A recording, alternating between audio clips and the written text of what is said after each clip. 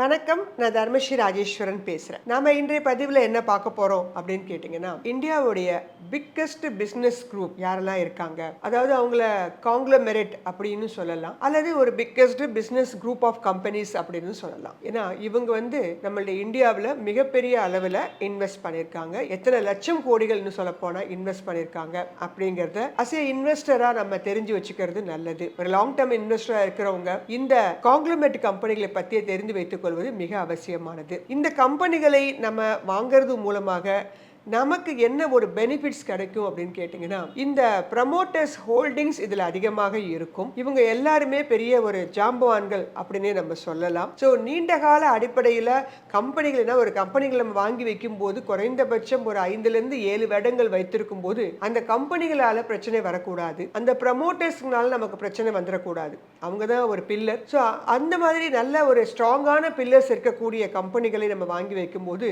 ஏற்ற இறக்கங்கள் இருந்தாலும் கூட நம்ம பயப்பட வேண்டிய அவசியம் இருக்காது. இதுதான் முதல் காரணம். இரண்டாவது காரணம், இந்த கம்பெனிகள் எல்லாமே அதிகமான அளவுக்கு நிறைய அன்லிஸ்டட் கம்பெனிகளும் வச்சிருப்பாங்க.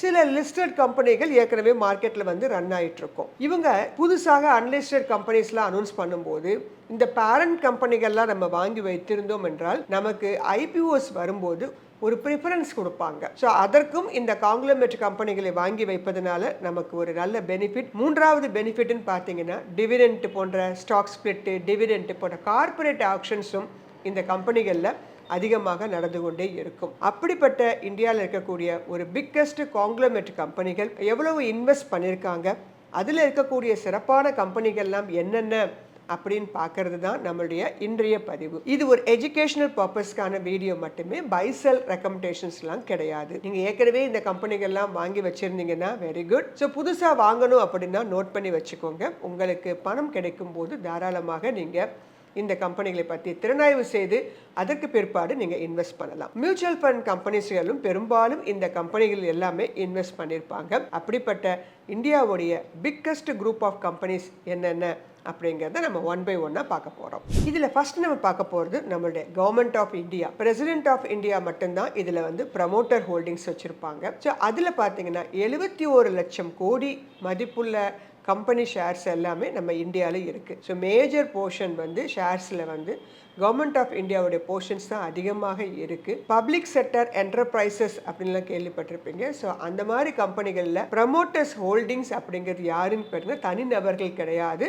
அது நம்மளுடைய பிரசிடென்ட் ஆஃப் இந்தியா கையில் தான் இருக்கும். அதில் உங்களுக்கு அறிமுகமான கம்பெனிகள் பார்த்தீங்கன்னா ONGC, BHEL, coal India, Hindustan zinc, Cochin shipyard, இப்படி இன்னும் நிறைய பல கம்பெனிகள், power finance corporations, NTPC, NHPC, இப்படி நிறைய கம்பெனிகள் நம்ம சொல்லிட்டே போகலாம். அதே மாதிரி ஆயில் அண்ட் கேஸ்ன்னு வரும்போது பிபிசிஎல், இந்த மாதிரி நிறைய கம்பெனிகளில் ப்ரமோட்டர் ஹோல்டிங்காக நம்மளுடைய கவர்மெண்ட் ஆஃப் இந்தியா தான் இருக்கும். இந்த கம்பெனிகள் ஏற்றங்கள் இறக்கங்கள் என்பது சற்று குறைவாக இருந்தாலும் கூட ஒரு நீண்ட கால அடிப்படையில் வாங்கணும்னு நினைக்கிறவங்க இதுல பெரும்பாலும் மகா நவரத்னா கம்பெனிகள் அடக்கம். ஸோ மினி நவரத்னா கம்பெனிகள் சில கம்பெனிகள் பிரைவேட் கிட்டையும் இருக்கும். ஆனால் மகா நவரத்னா கம்பெனிஸ் சொல்லக்கூடிய கம்பெனிகள் எல்லாமே இந்த கவர்மெண்ட் ஆஃப் இந்தியா தான் அதில் ப்ரமோட்டராக இருக்கிறாங்க. 71 லட்சம் கோடி இன்வெஸ்ட்மெண்ட் அதில் இருக்குது. முதல்ல ஒரு பிக்கஸ்ட் கம்பெனிஸ் இந்தியான்னு பார்த்தீங்கன்னா நம்மளுடைய கவர்மெண்ட் தான். இரண்டாவது டாடா குரூப் ஆஃப் கம்பெனிஸ் 34.1 லட்சம் கோடி இன்வெஸ்ட்மெண்ட் பண்ணியிருக்கிறாங்க. இதில் இருக்கக்கூடிய சிறப்பான கம்பெனிகள் பார்த்தீங்கன்னா Tata motor, passenger and commercial vehicle இப்போ ஸ்பிளிட் ஆயிருக்கு, டிசிஎஸ், டாடா ஸ்டீல், சமீபத்தில் அறிமுகமான டாடா கேபிட்டல், டாட்டாவில் நிறைய கம்பெனிஸ் இருக்காங்க, வோல்டாஸ், நம்ம எவ்வளோ கம்பெனிகள் நம்ம பார்க்கலாம். அதில் மிக முக்கியமான கம்பெனிகள் சிலவற்றை நான் எடுத்துக்காட்டாக கூறியிருக்கேன். மூன்றாவது Reliance industry, Jio finance, Reliance infra, இந்த மாதிரி பல வகைகளில் பல பேர்களில் இருக்கிறாங்க. ரிலையன்ஸ் என்ற பேரில் சில கம்பெனிகள் இருக்காங்க. இந்த கம்பெனிகளுடைய பங்களிப்பு நம்ம இந்தியாவில் எவ்வளோன்னு பார்த்தீங்கன்னா 22.8 லட்சம் கோடி. மூன்றாவது ரிலையன்ஸ் வர்றாங்க. நான்காவது ஹெச்டிஎஃப்சி குரூப் ஆஃப் கம்பெனிஸ் 18.7 லட்சம் கோடி. HDFC bank, HDFC AMC, HDFC life, HDB financial service அப்படிங்கிற பேர்லாம் இவங்களுடைய கம்பெனிகள் லிஸ்டட் கம்பெனிகளாக இருக்கிறாங்க. 18.7 லட்சம் கோடியோக நான்காவது இடத்தை வகிக்குது. ஐந்தாவது அதானி குரூப் ஆஃப் கம்பெனிஸ் 17.1 லட்சம் கோடி இவங்களுடைய பங்களிப்பு கொடுத்துட்டு வராங்க. Adani enterprises, Adani power, Adani ports, இந்த மாதிரி பல வகைகளில் அவங்களுடைய குரூப் ஆஃப் லிஸ்டட் கம்பெனிஸ் இருக்கிறாங்க. ஆறாவதாக பஜாஜ் குரூப் ஆஃப் கம்பெனிஸ் 14.1 லட்சம் கோடி. Bajaj finance, Bajaj Finserv, Bajaj auto, Bajaj housing finance, Bajaj electricals அப்படிங்கிற பேர்ல லிஸ்டட் கம்பெனிஸ்கள் மார்க்கெட்ல இருக்காங்க. 14.1 lakh crore என்ற தரவரிசையில் 6வது இடத்துல இருக்கிறாங்க. 7வதாக ஐசிஐசிஐ குரூப் ஆஃப் கம்பெனிஸ் 13.71 லட்சம் கோடி பங்களிப்பை கொடுத்துட்டு வராங்க இந்தியால. ICICI bank, ICICI prudential, ICICI GI இந்த மாதிரி பல பேர்கள்ல அவங்களுடைய லிஸ்டட் கம்பெனிஸ்கள் மார்க்கெட்ல இருக்காங்க. 8வதாக பாரதி குரூப் ஆஃப் கம்பெனிஸ் 11.6 லட்சம் கோடியில டெலிகாம் வரிசையில முன்னணியில் இருக்கக்கூடிய ஒரு கம்பெனியாக இருக்கிறாங்க. Bharti Airtel, Indus tower, Bharti Hexacom போன்ற லிஸ்டட் கம்பெனிகள் இந்த வரிசையில் இருக்கிறாங்க.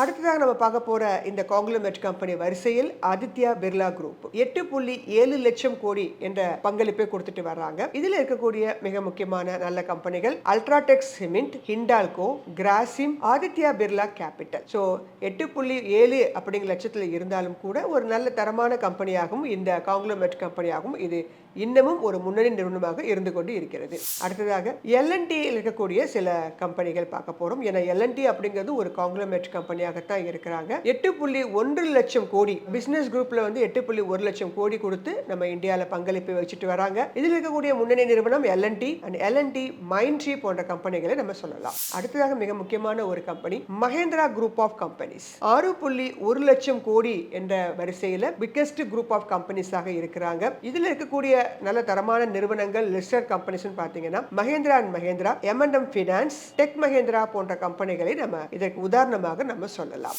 அடுத்ததாக ஜிண்டால் குரூப் ஆஃப் கம்பெனிஸ் இதுல இருக்கு. இவங்க எந்த பங்களிப்பை கொடுத்துட்டு வராங்கன்னா எல்லாமே சின்ன சின்ன டிஃபரன்ஸ் தான் இருக்கும்.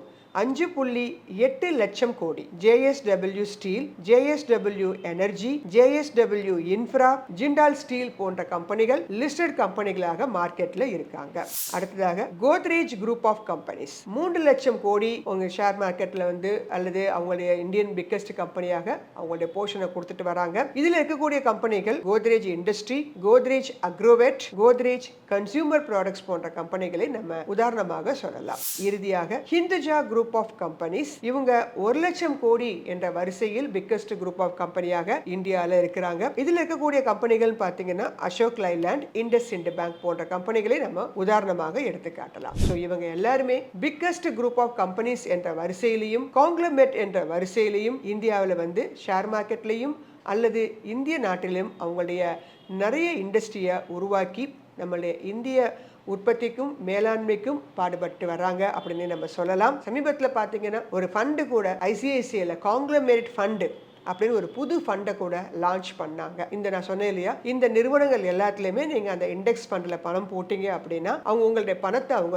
அதுல பிரிச்சு போடுவாங்க. ஸோ இவங்க எல்லாருமே 1950கள்ல இருந்து ஆரம்பித்த கம்பெனிகளும் இங்க நிறைய கம்பெனிகள் இருக்காங்க. எல்லாமே ட்ரெடிஷ்னல் கம்பெனிஸ் அப்படின்னே சொல்லலாம். ஸோ நிறைய கம்பெனிகள் பேர் உங்களுக்கு தெரிஞ்சிருக்கலாம், சில கம்பெனிகளை நீங்க வாங்கியிருக்கலாம், சில கம்பெனிகளை நீங்க விற்றுக்கலாம். இந்த கம்பெனிகள் ஒரு தரமான முன்னணி நிறுவனங்களாக நம்மளுடைய இந்திய நாட்டில் இருக்கிறாங்க. ஷேர் மார்க்கெட் வளருது அப்படின்னா இந்த கம்பெனிகள்லாம் வளர்ந்து கொண்டு வருகிறது அப்படிங்கிறதே நம்ம எடுத்துக்காட்டாக வச்சுக்கலாம். அப்படிப்பட்ட இந்த காங்கிளமேட் கம்பெனிகளும் பிக்கெஸ்ட் குரூப் ஆஃப் கம்பெனிகளும் இதெல்லாம் உங்க போர்ட்ஃபோலியோல இருக்கு அப்படின்னு சொல்லி கமெண்ட்ஸ் பண்ணுங்க. இன்னும் இந்த கம்பெனிகளை பற்றிய முழுமையான தகவல்களை வரக்கூடிய பதிவுகள் எல்லாம் நான் உங்களுக்கு கொடுக்கிறேன். இந்த கம்பெனிகள் எல்லாமே நன்கு திறனாய்வு செய்து உங்களுடைய போர்ட்ஃபோலியோல நீங்க ஜாயின் பண்ணிக்கோங்க. நீண்ட கால அடிப்படையில் வாங்குவதற்கு இவையெல்லாம் தரமான சிறந்த பங்குகளாக நல்ல சாய்ஸாக இருக்கும். நன்றி, வணக்கம்.